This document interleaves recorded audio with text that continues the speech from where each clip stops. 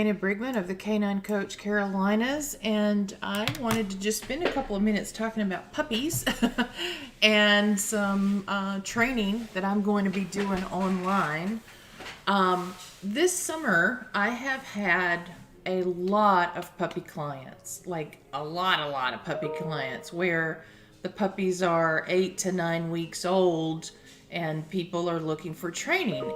And I think that's really awesome that people want to get things off to a good start and figure out how to move forward where things are, where training is taking place from really day one.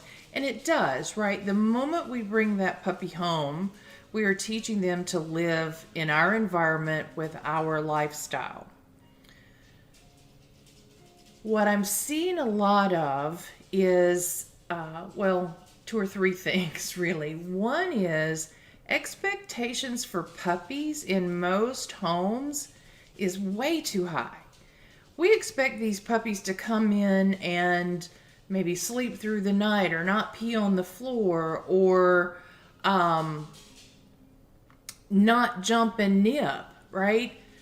They are going through very much a learning and development phase where we have to teach them how not to do those things and what that interaction with us needs to look like. So it's not just about teaching them cute little tricks, though at 9 to maybe 16 weeks or so, everything is almost like a trick, right?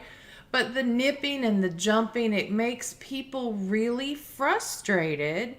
And what I see time and time again is that the expectation of the human does not match the developmental level of the puppy, and we have a big disconnect and a lot of frustration and a lot of annoyance, and the people they're showing that frustration. They get loud, they get intimidating, they get a little bit physical, and I don't mean they're harming the puppy, but they're flailing their arms about, and the voice gets loud, and the puppy gets shooed, and it's like chaos.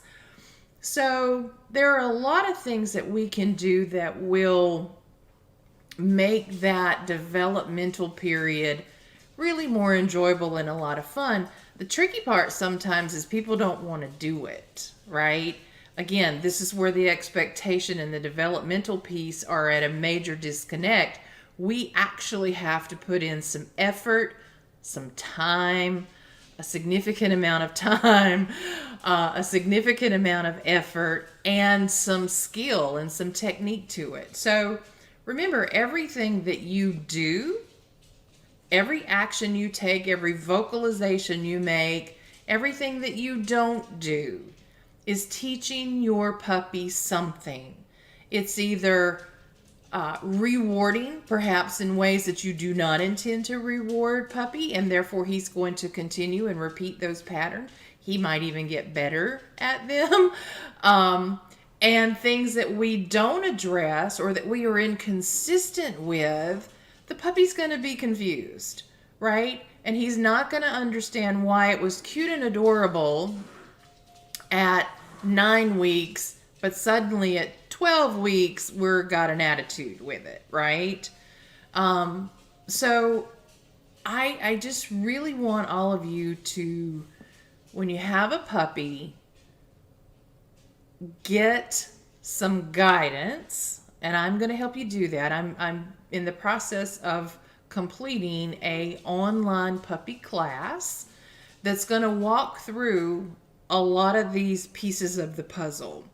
And it'll also give you an opportunity to ask questions and get some help troubleshooting, right?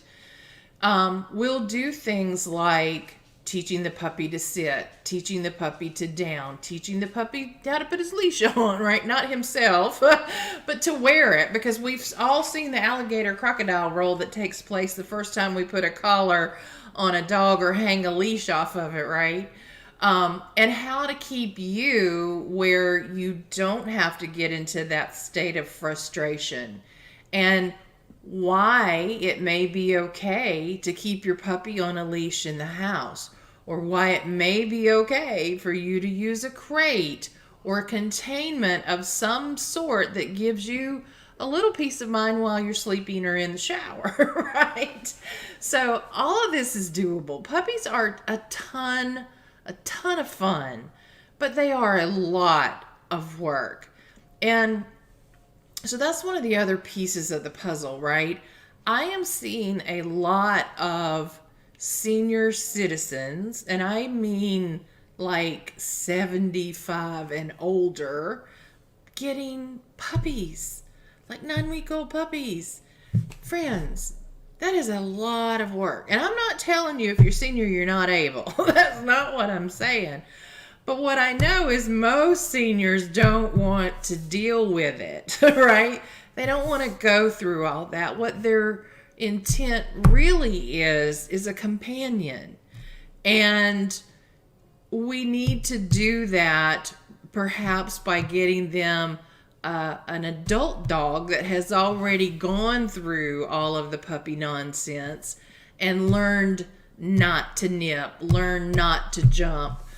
There may be some things that we have to refine and tune up to make, a little better manners in those dogs that they're adopting, or, maybe they're getting a dog that's a senior that another senior citizen can no longer manage, or maybe that dog has lost his guardian. And so I am not one that says, no, you can't do it, or no, you really shouldn't do it. But I really want people to think about the effort and the work that goes into raising a puppy. It is an entire year to 18 months of development and growth.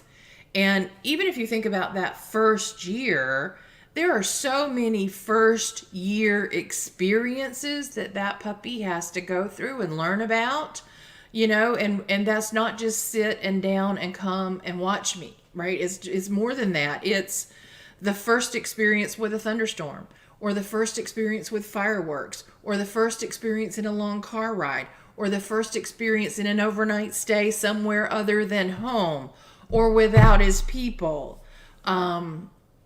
The first experience greeting another dog. All of that is things that we would like to think is very natural, but it's not always. And too many times we, the human, influence, sometimes in a very negative way, the behavior that imprints on those puppies in their year of firsts. And so I really want to help people get this right, but really want you to think about what your expectations are for a puppy from 9 weeks to 18 months, right? And then layer in on top of that, what are we feeding them? What are we doing about vaccine schedules? I am not telling you don't do vaccines. That's not what you heard me say. But we need to think about the scheduling, the timing of any surgical procedures to get them spayed and neutered, whether we do vaccines at the same time or not, what things can we do naturally and should do naturally, and so on. There's a lot to all of this. And so I am doing this with one-on-one clients. I want to move this into more of a self-paced thing, but there is a schedule to it, right? There are things we need to expect along the way. And then also give you sort of that group setting and that access to me for the questions or for the video review that may help you troubleshoot some of the challenges that you're having. And get this puppy off to a good start, a happy, healthy start, without creating frustration for all of you. So stay tuned. Look for caninecoach.thinkific.com. You will see my puppy raising class out there. It's live now, but I'm really going to start talking about that more in the next week or so. And additional content is going to be dropped into that class over the next few days. So if you have questions about puppies or you're struggling with a puppy, let me know. Talk to you soon.